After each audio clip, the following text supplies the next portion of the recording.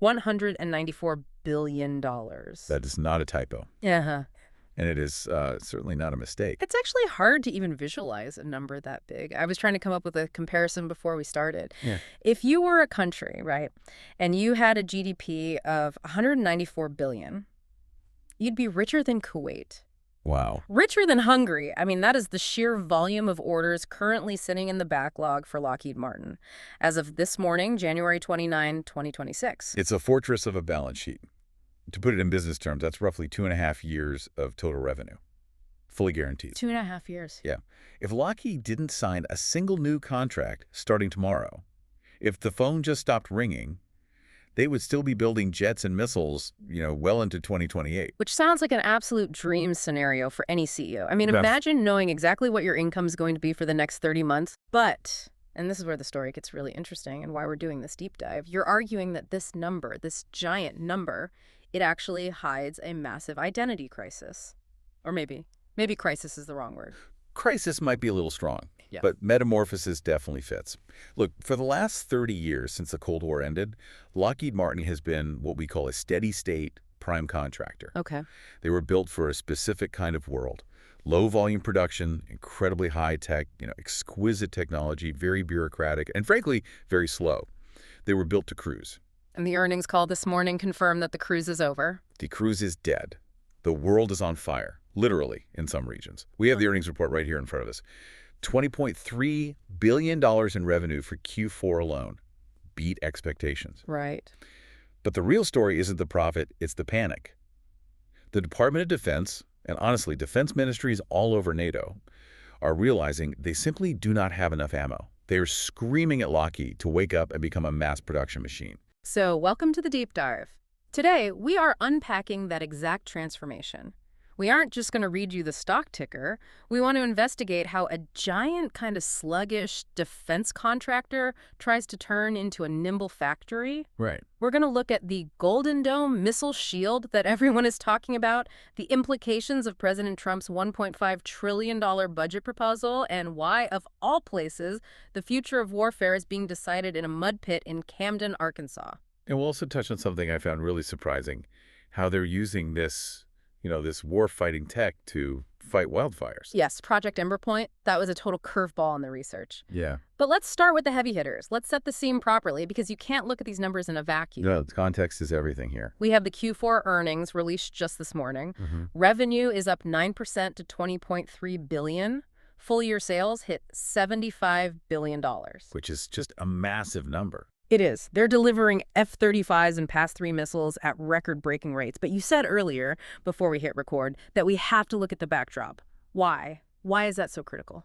Because you cannot separate these numbers from the news cycle. Why is revenue up? Because consumption is up. We have ongoing conflicts in Ukraine and the Middle East, specifically Operation Absolute Resolve and Operation Midnight Hammer. Right. Those operations are consuming munitions at a rate we have not seen since World War II. And then there's the Pacific. You can't forget that. Right. The tensions with China, specifically those recent blockade drills near Taiwan, that scares the Pentagon more than anything else. And then dropping like a bomb into the middle of all this geopolitical chaos is the political news. President Trump's proposal for a $1.5 trillion defense budget for fiscal year 2027. That number. $1.5 trillion. It would just dwarf any military buildup in American history. It's hard to even comprehend that much spending. It would. And that is the wind in Lockheed's sails right now. The market is looking at that proposal and saying, okay, if even half of that gets passed, who builds the stuff? And the answer is? And the answer overwhelmingly is Lockheed Martin. So let's get into the mechanics of this pivot. We're calling it the strategic inflection point. You mentioned that the old way of doing business was broken. How exactly does the Pentagon usually buy a missile?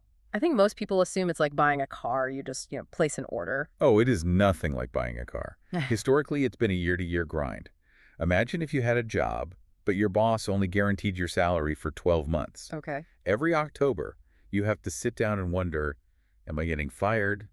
Do I get paid next year? Will the budget even pass? You wouldn't take out a mortgage. You wouldn't buy a new car. You'd just hoard cash. Exactly. And that is how Lockheed suppliers have operated for decades. They get an order for, say, 500 PAX-E3 missiles. They build them.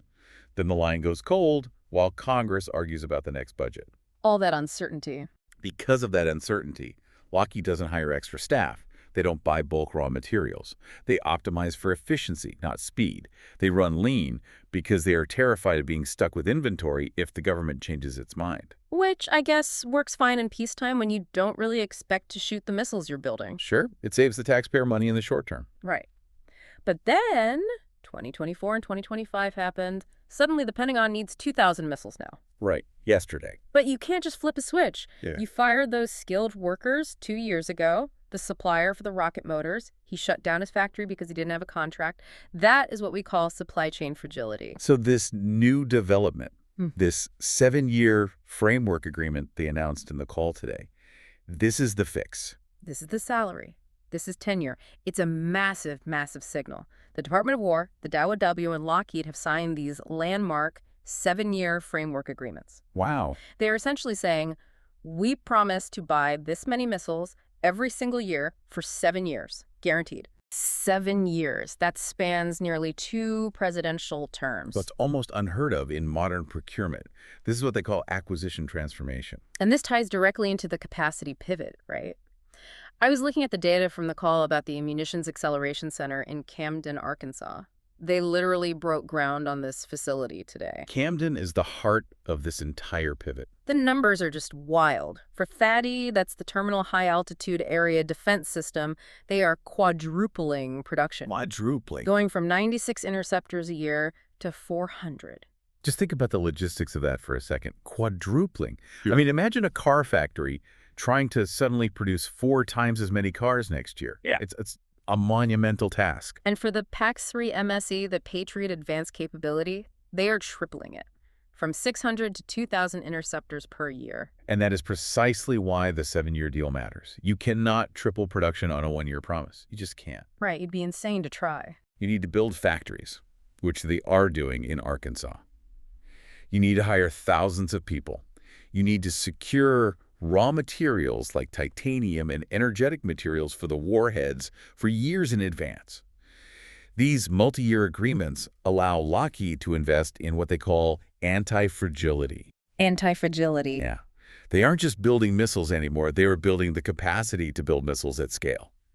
That capacity is the product now. It's interesting you mentioned investing because there is a financial cost to this, right? I mean, it's not all just free money pouring in. That's a great point, especially for the investors listening. CFO Evan Scott was pretty transparent about this on the call. He noted that these multi-year deals might actually dilute margins slightly in the short term. Yeah. We're talking 20 to 30 basis points.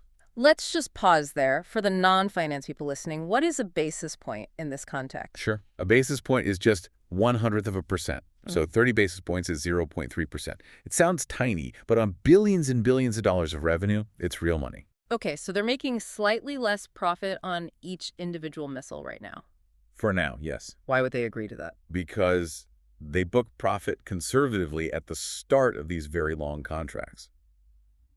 But the trade-off is stability. It de-risks the entire portfolio for the rest of the decade. It changes Lockheed from a cyclical stock that goes up and down with every budget vote into a structural growth story. They are trading a tiny, tiny bit of margin today for guaranteed volume for 7 years. Which, in this volatile market, sounds like a pretty smart trade. It's the structural buy thesis in a nutshell. If you believe the world is going to stay dangerous for a while, you want the company that has the guaranteed contracts to rearm it. Okay, let's move from the missiles to the bedrock of the company, the aeronautics segment. This is still the biggest slice of the pie, yeah. It is, by far. Aeronautics brought in $30.3 billion in sales. That's massive. That's the size of a Fortune 100 company just inside one division. Wow. And the heart of that, of course, is the F-35 Lightning II. The F-35. It accounts for about 26% of their total sales. And despite all the headlines we see sometimes about costs or delays, 2025 was a record-breaking year for them. They delivered 191 jets. Which beat the previous record of 142. They have really, finally smoothed out that production line. And they've stabilized the production rate at 156 per year going forward. But here's where it gets complicated. On one hand, you have these record deliveries and combat success. The sources mentioned it played a key role in suppressing Iranian air defenses during Operation Midnight Hammer. And the U.S. Marine Corps logged 5,000 mishap-free hours. So in the air, when it's flying, the pilots love it. It does the job it's supposed to do. Right, so operationally it's working, but then you have this tension with sustainment. Yeah. There was a Pentagon Inspector General audit mentioned in the research that was... well, it wasn't exactly glowing. No, it was quite critical. Scathing might be the better word, actually. The audit found a mission-capable rate of only about 50%. 50%? 50. That is 17 points below the target of 65%. So half the time, if a commander walks out to the tarmac and says, go, the plane isn't ready to fly. That's essentially it. And the problem isn't necessarily that the plane is badly designed. It's the supply chain for parts again. The audit found that squadrons were having to cannibalize aircraft. Cannibalize. That is a very visceral term. What does that actually look like in a hangar? It's a mechanic's nightmare. Imagine you have two F-35s sitting there. Jet A has a broken fuel pump. Jet B has a broken radar. Neither one can fly. Okay. You need Jet A in the air tonight for a critical mission. So you walk over to Jet B, you unscrew its working fuel pump, and you install it in Jet A. You're just eating your own fleet to keep the front line going. Exactly. Now, Jet B is what they call a hangar queen. It's just being stripped for parts. The more you do that, the more you damage the parts you're moving around, and the more maintenance hours you waste just swapping things instead of actually fixing them. Is incredibly inefficient. And it creates this bizarre dichotomy. Lockheed is pumping out record numbers of new jets from the factory, but the jets already in the fleet are sitting on the ground waiting for parts. Correct. And that is a major, major friction point with the Pentagon.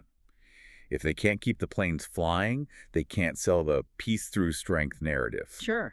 But to Lockheed's credit, they aren't ignoring it. Jim Tacklet, the CEO, announced a $1 billion internal investment specifically to fix sustainment. That's $1 billion of their own money, not the government's. Correct. And that's significant. It shows they know this is their Achilles heel. They are doubling down on spare parts production and repair capacity. Because that's the long-term moneymaker. That's where the real money is. Selling the jet is a one-time thing. Fixing that jet for the next 40 years, that's the high-margin sustainment deal they want to capture. It seems like they are trying to bridge this gap between today's problems and tomorrow's tech. Because even while they are fixing the parts issue, they are pitching the 5th Gen Plus. This is the pivot to the future. Cool. Everyone in defense circles is talking about NGAD, Next Generation Air Dominance, the 6th generation fighter. Right. But those are going to be incredibly expensive and are likely years away from being fielded in numbers. Lockheed is pitching an upgrade to the existing F-35 that they claim delivers 80% of NGAD capability at 50% of the cost. Which, if the budget gets tight, despite the $1.5 trillion proposal, is a very compelling sales pitch. Here's the mostly new thing for half the price. Exactly. But the coolest part, technologically speaking, came from Skunk Works. The sources detailed some tests regarding manned-unmanned teaming. Oh, this was the F-22 controlling the drone. Yes. They conducted a test where an F-22 pilot in the cockpit, flying the jet at supersonic speeds, was simultaneously controlling a drone wingman from his console. So it's like a video game, but with, very real consequences. The pilot becomes the quarterback. That is the exact analogy they use. It's the quarterback concept. The pilot isn't just a dogfighter anymore. They are a battle manager. They are directing a swarm of autonomous drones to go scout ahead or take a shot or draw fire so they don't have to. Wow. This is the future of air combat. It changes the math completely. Yeah. You don't need 1,000 expensive jets if you have one expensive jet controlling 10 cheap attritable drones. And Lockheed is positioning itself to build both the jet and the drones. And, crucially, the software that connects them. That's the glue. The network is the weapon. Let's pivot to the segment that is actually growing the fastest. We talked about Aero being the biggest, but Missiles and Fire Control MFC is the rocket ship right now. Pun intended. Maybe a little, but the numbers don't lie. 14% sales growth year over year, 18% growth in Q4 alone. And operating profit surged 382%. Now, we should add a small disclaimer that the profit jump is partly because they had some big charges last year that didn't repeat, so the comparison's a bit easy. Okay, fair enough. But the volume is undeniable. This is the growth engine of the company. And it's driven by what the sources call a greatest hits portfolio. HIMARS. I mean, everyone knows HIMARS now because of its use in Ukraine.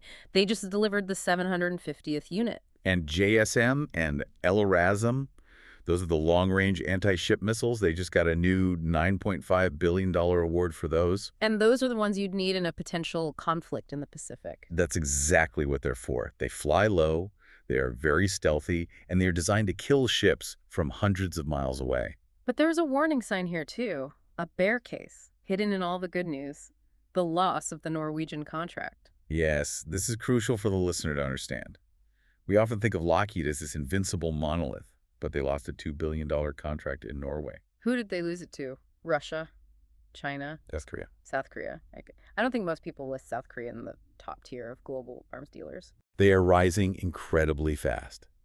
South Korea has become a major player in this space. And the reason they won wasn't necessarily because their tech was better or more advanced. It was what then? It was because they could deliver faster. Speed again. It all comes back to speed. Speed is the new currency. The global demand, that geopolitical chaos tailwind we talked about, has depleted stockpiles everywhere. Countries don't want to wait 5 years for a missile. They want it now. That loss to South Korea was a massive wake-up call for Lockheed and the U.S. government. It puts immense pressure on them to deliver faster. And that's why that factory in Arkansas matters so much. If they can't ramp up capacity, they will start to lose market share to competitors who can. Precisely. It's about proving they can be the arsenal of democracy at the speed of modern conflict. If Lockheed stays slow, the buyers will go to Seoul. Now, sticking with the theme of missiles, we have to talk about the Golden Dome. The Golden Dome. It sounds like something out of a sci-fi novel, doesn't it? It really does. But it's central to President Trump's budget proposal, this idea of a multi-layered missile shield for the entire U.S. And it seems like Lockheed is positioning itself as the, what did you call it, the primary integrator. That's the role they want. It's the most powerful position to be in. They don't just want to sell the bullets, they want to sell the entire system, the gun, the scope, the trigger. Right. The Golden Dome isn't one single thing, it's an architecture. And if you look at Lockheed's segments, they map almost perfectly to the layers of this dome. Okay, let's break those layers down. Let's connect the dots between the segments, because I think this is where their moat really becomes visible. Okay, so let's walk through a scenario. Imagine an enemy launches a hypersonic missile at, say, an aircraft carrier in the Pacific. The process of stopping that missile has 3 distinct steps. Step 1, detect. You need to see it coming. And that's the space segment. Right. Sales, there were $13 billion. They just secured a $1 billion contract for the SDA Tranche 3 tracking layer satellites. These are the eyes in the sky. Yeah. And they launched the GPS SV09 recently, right, for better connectivity. Exactly. That strengthens the whole network. So step 1, space segment sees the threat via satellite. Step 2 is control. The satellite has to tell someone what it saw. You need a brain to decide what to do. That's the RMS segment rotary emission systems. They build the Aegis command and control systems. So this is the software that says, okay, incoming threat, here's the trajectory, here is the best way to kill it. Yes, and this is where the lasers come in. The Helios laser. I saw that in the notes. That sounds very futuristic. They mentioned a Navy test where Helios successfully neutralized 4 drones. This is directed energy moving from science fiction to reality on the battlefield. So why use a laser instead of just shooting a missile at the drone? Cost. A single PAC-3 missile costs millions of dollars. A simple drone might cost $5,000. You do not want to fire a $2 million missile at a $5,000 drone.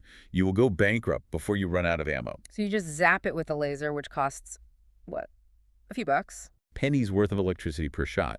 That's the control and response layer. And then finally, step 3, engage. If it's a big ballistic missile, you need a big interceptor. That's the MFC segment again, TAC, PAC-3, and the new NGI Next Generation Interceptor. So Lockheed is selling the eyes in space, the brain on the ship, and the fist that strikes. That is the end-to-end kill chain. And that integration is their moat. It is very, very hard for a competitor like Raytheon or Northrop Grumman to come in and replace just one piece of that puzzle when Lockheed owns the whole board. They're effectively the operating system of the defense network. It's a very compelling ecosystem. But speaking of ecosystems, let's take a hard left turn here. We've been talking about war, missiles, lasers. But one of the sources highlighted something totally different. Project Ember Point. This was the fascinating find. It's a joint venture involving Lockheed Martin, PG&E, Utility company.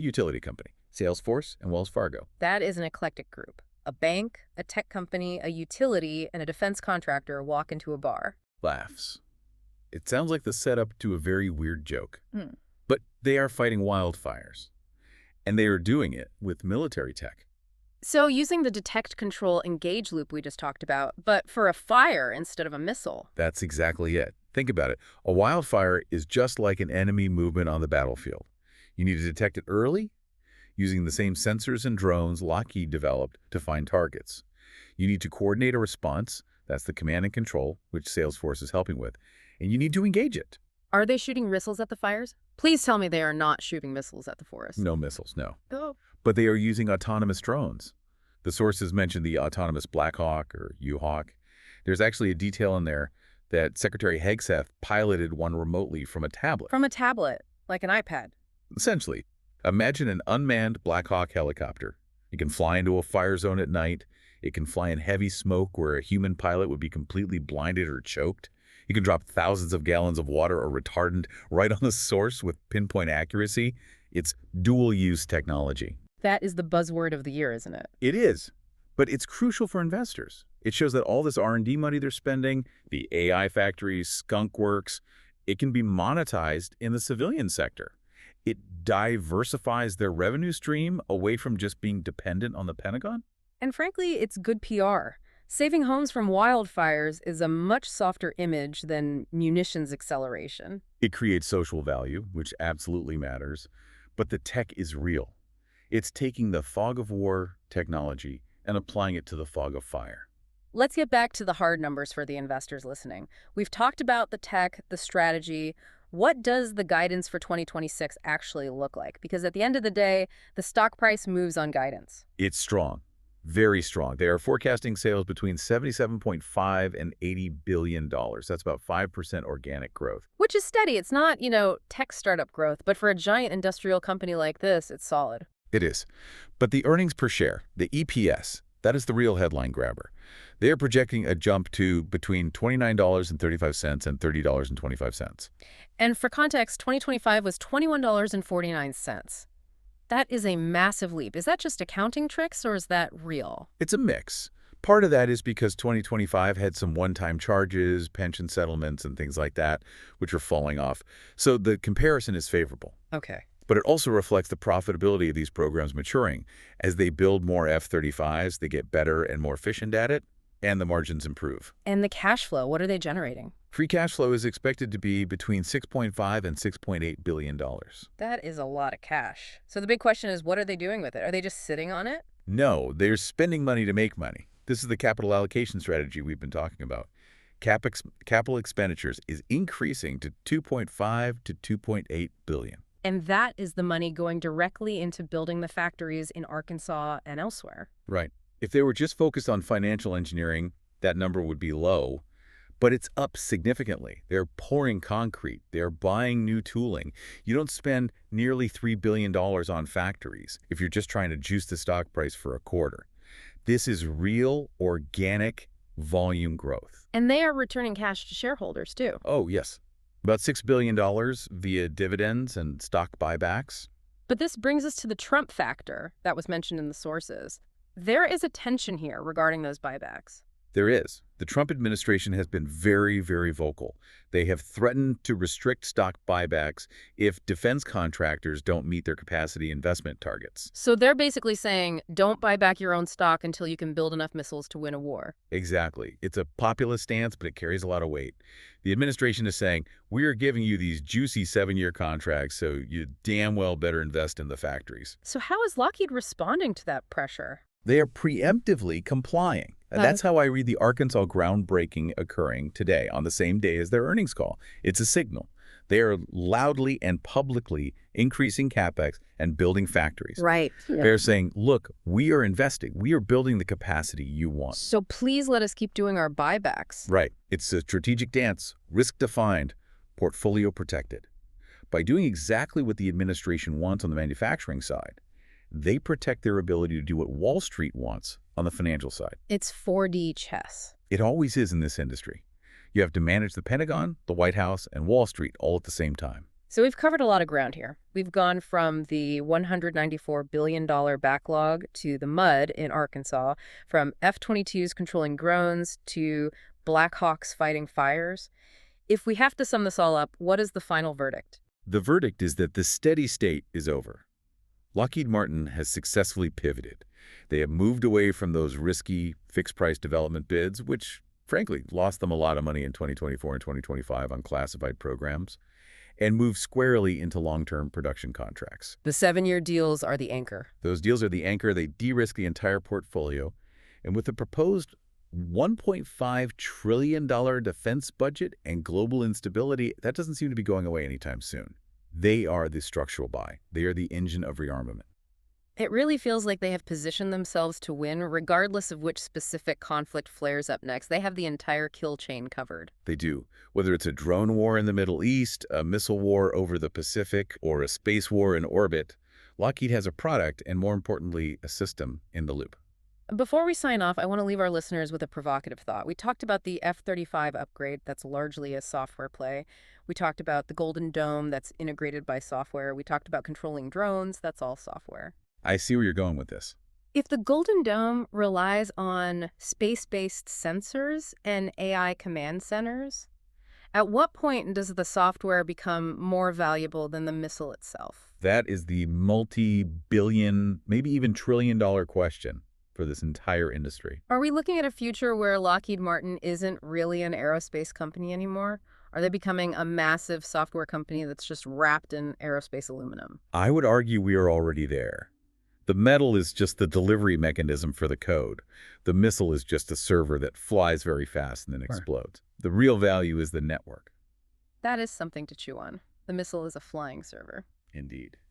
All right, that's a wrap for this deep dive. As always, none of this is financial advice, but we hope it helps you understand the machinery behind the headlines. Check your own investment thesis against the munitions supercycle and see if it holds up. And keep an eye on Arkansas. That's where the future is being built. Thanks for listening. We'll catch you on the next Step Dive.